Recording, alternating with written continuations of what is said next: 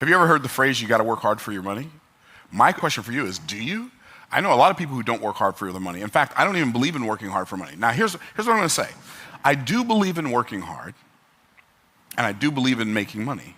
I just don't believe in working hard for money. I believe there are better reasons to work hard, and I believe there are better ways to make money. And in this video, you're going to find out what they are. See, here's what I discovered. People who work hard for money don't understand how to play the money game.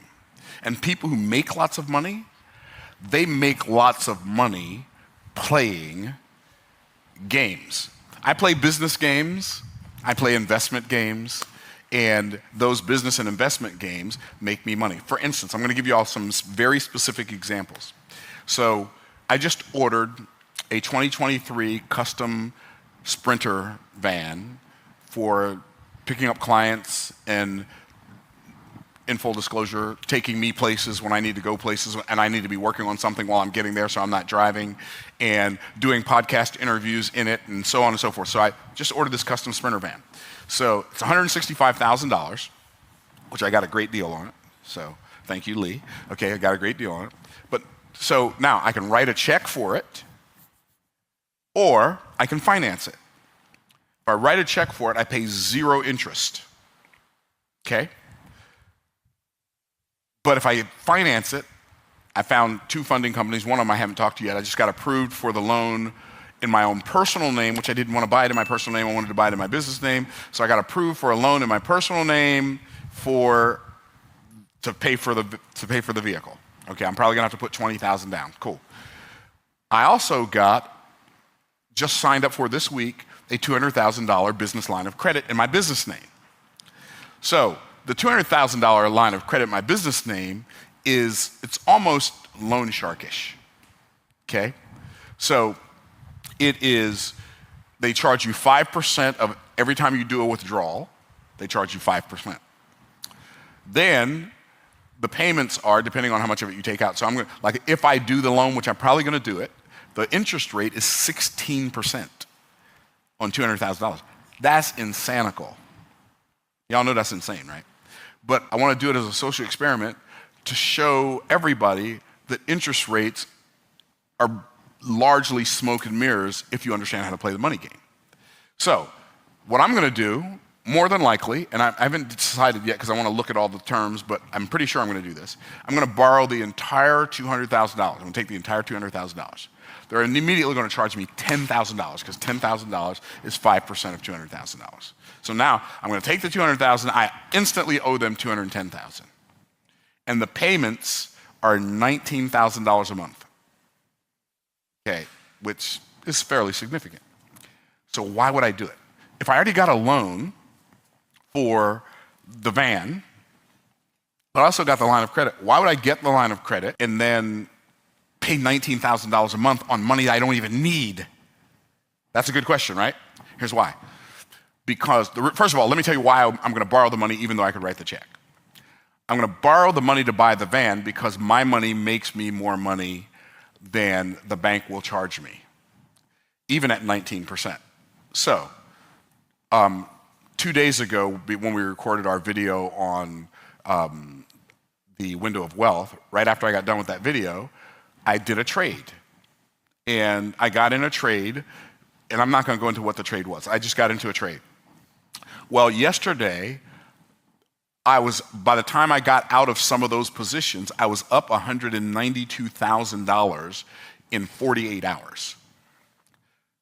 Plus, I took $105,000 of that off the table. That was $105,000 profit off the table, plus the principal that I had in that trade.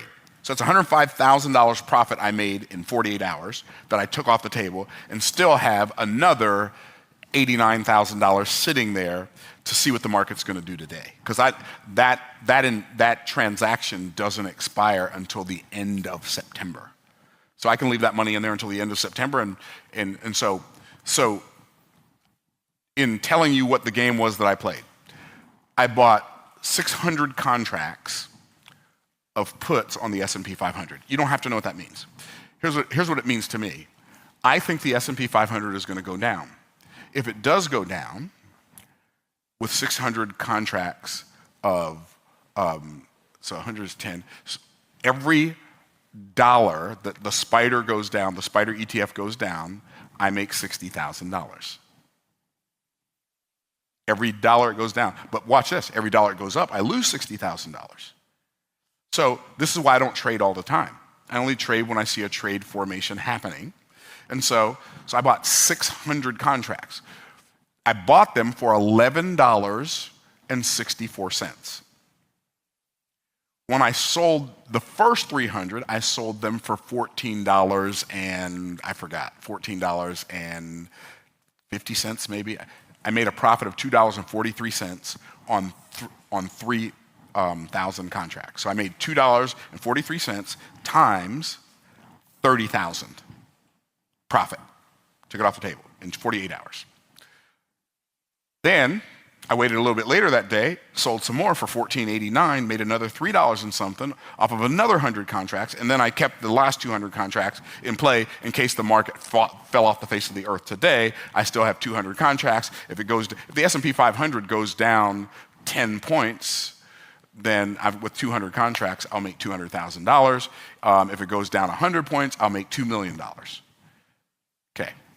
And the Fed's speaking today, and so what I'm going to do is I'm going to set a stop profit so that if it goes up crazy high, it stops me out with profit and I lose no money and I've just made free money. Okay, why did I tell you all that whole story?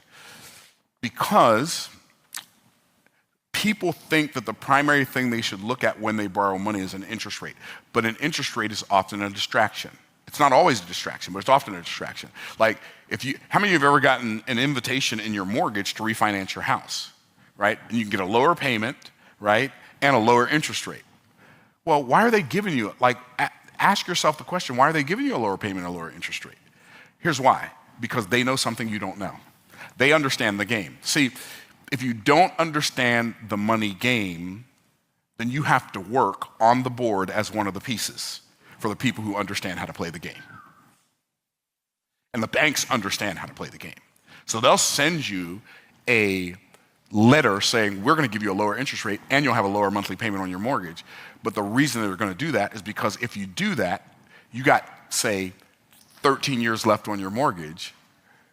Now you have to start a whole new 30-year mortgage, and the first 10 years of your mortgage, most of the money you pay goes to interest. So even though you're paying a lower interest rate when you refinance your house and get a lower payment, even though you're paying a lower interest rate, you're paying more in interest than if you had kept the higher interest rate with the higher payment.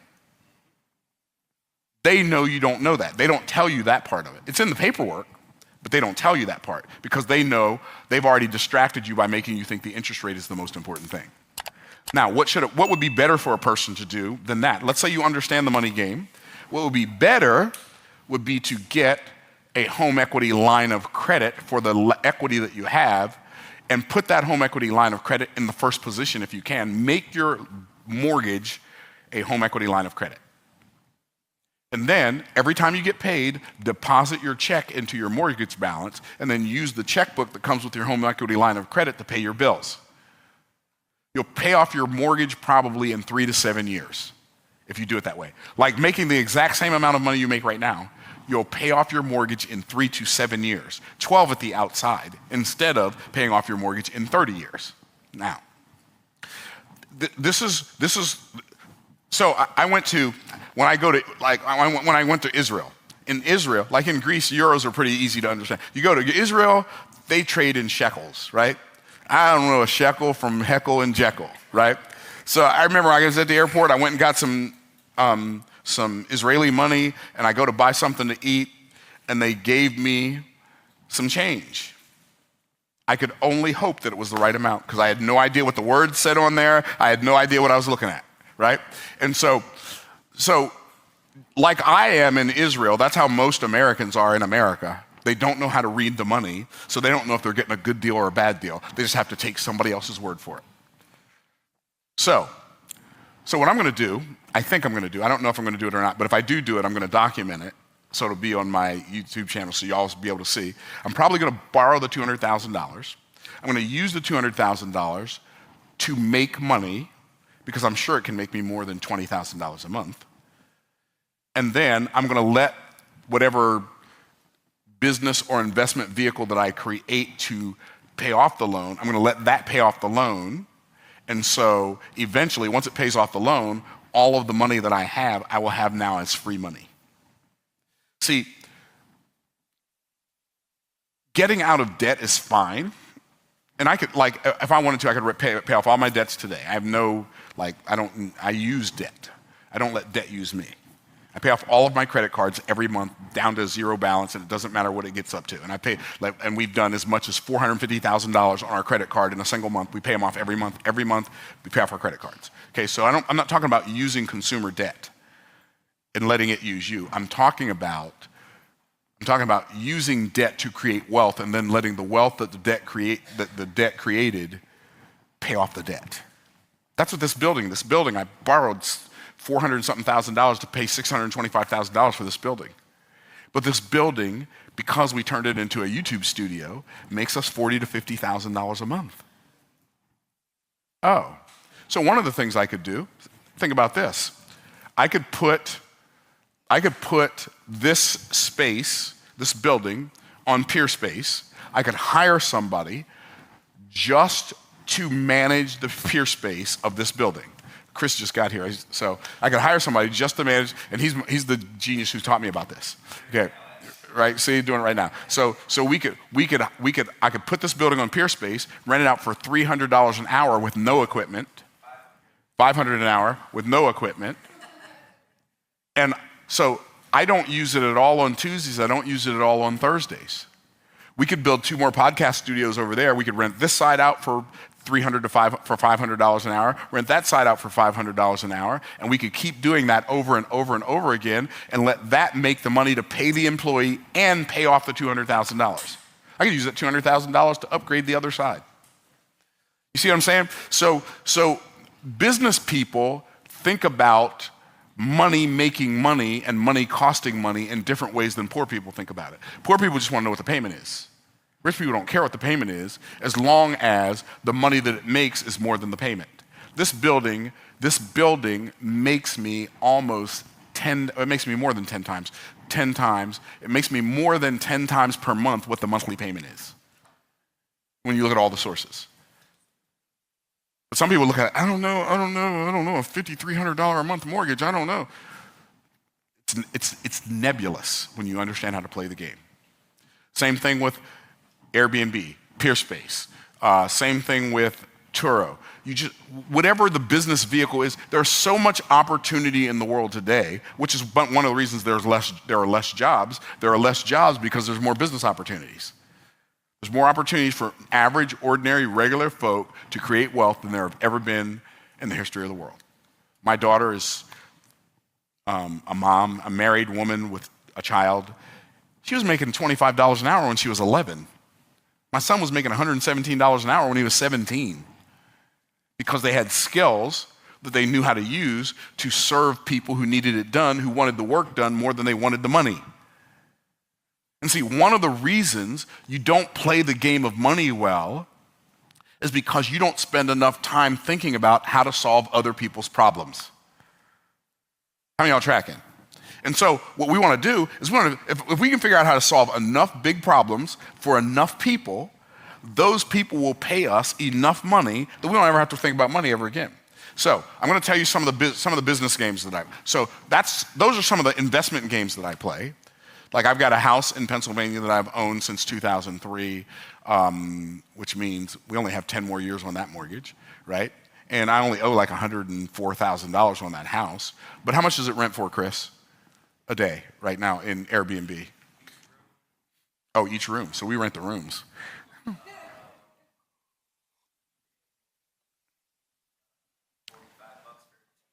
$145 a day, and it's a 4-bedroom house, but we're only renting out 2 rooms because the back 2 rooms we're saving for me and my family when we go to Pennsylvania. And so I know I'm a little interesting, but I don't want anybody sleeping in my bed but me. so they can use the rest of the house. So we're renting out 2 bedrooms in this 4-bedroom house, and it's got a lot of other space as well, for $104 a day. If we keep it rented 20 days a month, it brings in $2,000 a month. right? That more than pays the mortgage. And so we're probably going to also turn it into a peer space, but I don't have time to go into that, which could make, what, 15, 16,000 a month? Yeah, 5, 6 times that. So there are ways you just have to learn to think differently and play games. Now, business games that I play. The business games that I play, and I started playing a long time ago, the first business game that I ever created was 10 no's in a row. I created this game for myself and for the people that I taught, 10 no's in a row. Here's your objective. You go out, you make offers to people, as you're prospecting them, and your goal is to get 10 people in a row to tell you no. Okay, so watch what happens. Talk to the first person, they say no. Talk to the second person, they say no.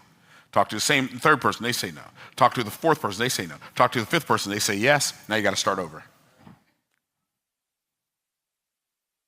So what happened was, one of the reasons people can't make sales is because they're afraid of no. So I turned no into the thing I was looking for instead of the thing I was seeking to avoid. And I turned it into a game, and I got so good at the game that I got to the point where people didn't tell me no anymore because I could tell when they were getting ready to tell me no, and I'd tell them no first.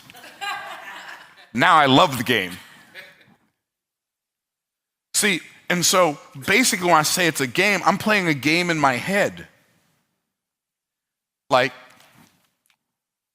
I just think of new things to add to the game.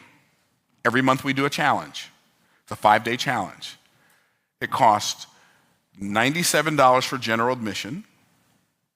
It costs $297 for VIP experience. One of the games I play is I want to see every month if we can sell more VIP tickets than general admission tickets. That's a game that I play. Now, how do you sell more VIP tickets and they cost more? It's easy. I allow the risk to remain in the general admission ticket, but I reverse the risk in the VIP ticket. What does that mean? So the VIP ticket, it's $297. It comes with a 10 times better than money back guarantee, which means if you don't believe it was worth $2,970 when we're done on Friday, all you have to do is send us an email. I'm going to send you your money back. Just say it wasn't worth, I don't feel like it was worth 10 times what I paid for it. So the $297 comes with a 10 times better than money back guarantee. The $97 comes with a, once you pay me, I got your money guarantee. So we almost always have more $297 VIPs than we do $97 general admissions. But guess what happened? We used to let VIPs ask questions. We had a challenge, we had 400 something people on it. People were mad because they couldn't ask questions. I don't want people mad at me. So how can we make this game more fun for all of us? I'm going to create a VIP Platinum that it used to cost $300 more. So in addition to the $297, then they pay $297 more, so $697. Then only the people who paid the $697 can ask questions. Well, the last challenge the challenge we did in July, we had 50 Platinums. We sold out of Platinums. And we almost didn't have enough time to answer all the Platinum's questions. So guess what we did? We raised the price for Platinum to $500.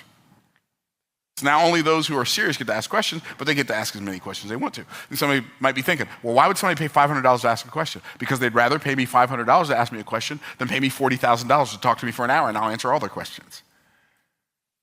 And so it's all about the game. And until you learn how to play the game, I promise you, you are being played by the game.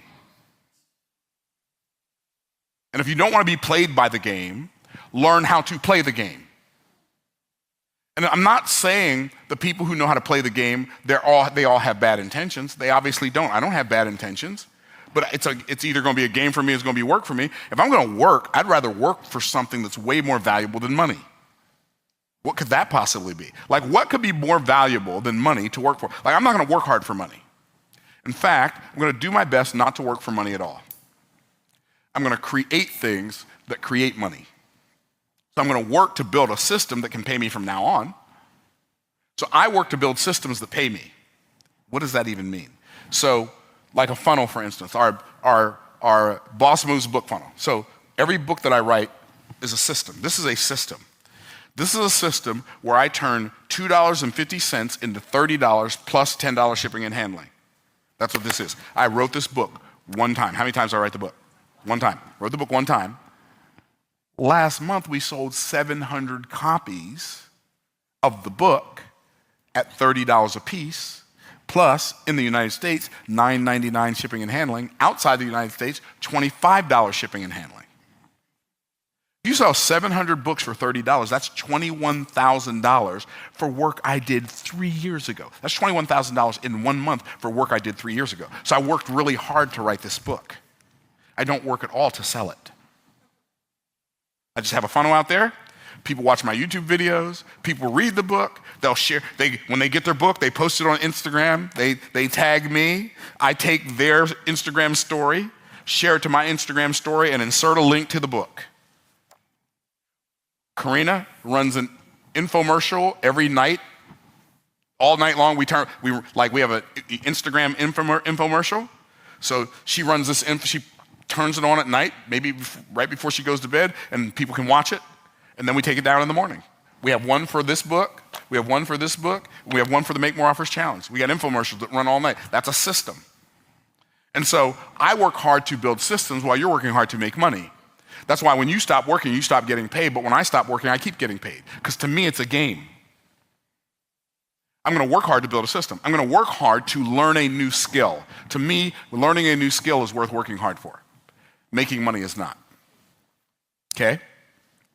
So that's pretty cool. So I'm going to work hard to learn a skill. I'm going to work hard to build a system. What else am I going to work hard to do? I'm going to work hard to build really good relationships with really good people. But everything else is a game. It's all a game. I'm just playing. I'm playing business games. Making offers. I created an offer for the United States government. I'm going to make that offer to them. I'm going to make the offer to the Department of Defense. I'm going to make the offer to the Department of Veterans Affairs. I'm going to make the offer to the Department of the Army. I'm going to make the offer to the Department of the Navy, to the Department of the Air Force. And I'm going to keep on making that offer to the government until one of them says, okay, we'll take it. And when they do, it'll be to the tune of hundreds of millions of dollars. And it's not work, it's a game. It's a game. It's like, how many people do I have to go through and how many people do I have to go to get one of them to say yes? Let's see, because here's why a lot of times people have a hard time when they get started in business from being an employee. Because being an employee got you addicted to a paycheck. So when you start your business, you're starting the business because you want to make money instead of building something that will make you money. That's the difference. The game is, how do I build something that's going to make me money? Not how do I do this work to make money. Is what I'm saying make sense? Making sense? So there's investment games and there's business games. Like somebody was telling me they were getting ready to buy Bitcoin when it was $30,000. I said, I wouldn't do that. I don't even remember who it was. I said, I wouldn't do that. Bitcoin goes down to it hits the basement every October. So it goes down in the fall and it goes up in the spring. So if you want to buy Bitcoin, this is not a recommendation. I'm not saying go buy Bitcoin. But if you want to buy Bitcoin or cryptocurrency, you buy it in the fall when it gets down so low, it feels like the bottom's about to fall out. Then you buy it. When everybody else is scared of it, everybody else is selling, then you're buying. When everybody else is buying, then you start selling.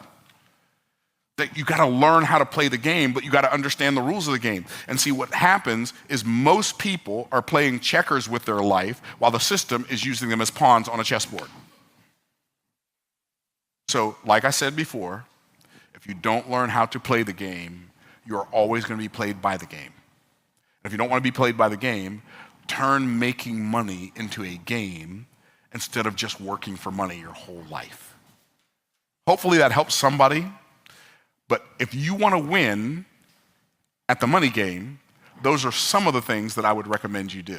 Like, it's interesting. Like, I speak, and like somebody wants me to come speak for them. I charge $250,000 an hour. I mean, $250,000 to come do a speech, plus they have to pay all my expenses, including private jet travel, which is $11,000 an hour for me to get there and get back. Okay, you charge how much? Yeah, that's how much you charge. Now, here's what's cool. You say, Myron, why did you make your fee so high? Because I like sleeping in my own bed and staying at my own house. And if you're going to make me leave, I'm going to make you pay. See, that's the game. Y'all understand? That's the game. For me, that's the game. And so if you want me that badly, then I'm gonna come help you. But if you don't want me that badly, you don't want me, and I'm okay with that. Most people build their business in a way where they're out wanting people to say yes to their offers. I build my business in a way that only the best people say yes to my offers and everybody else says no. I don't have to deal with any of the headache. It'll change your life when you understand that it's all a game. So when I'm speaking, let's say I'm speaking, I'm selling from the stage. So I do all this really theatrical, really goofy stuff. Some of y'all have been to some events where I've been speaking at. So one of the things I do, I teach this lesson called repetitive use. People think that because they can't do it now, that means they just can't do it. Well, just because you can't do it now doesn't mean you can't do it, right? And so I'll get down and start doing push-ups, and I'll say, you know, and I remember when I first wanted to get back in shape, I started doing push-ups, and I thought, I'm gonna do 50 push-ups, right? Or I'm gonna do 30 push-ups. And I'd get down and I could barely do 3. I just lay there, and I'd get down on the floor and start doing push-ups, and I'd just lay there on the floor and say, this push-up thing doesn't work, right? But the next day I come back, and not only did I not get stronger, I'm weaker. Now I can only do 2. I'm still laying on the floor talking the whole time. Why? I'm playing. You know why I'm playing? I'm playing because you will always make more money if you let the little child in you connect with the little child in other people than you will by attempting to have the adult in you impress the adult in other people. Because people will like you better when they see the little child in you. They will trust you more when they see the little child in you. They may not be as impressed, but they'll be way more impacted. And so I get on the floor, and I'm laying on the floor, and I say, and I just keep going, and it's not gonna work. And then by day 10, I get down to do my 3 push-ups, and all of a sudden, I can't stop. And I'm just laying there on the floor. I can't stop. And people go bananas.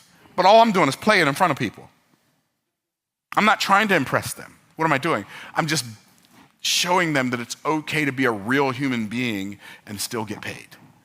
See what I'm saying? Is what I'm saying making sense? So learn how to play the game so you don't get played by the game. And that's how you win at the game of money. Hope it helps. Peace out, Cub Scouts.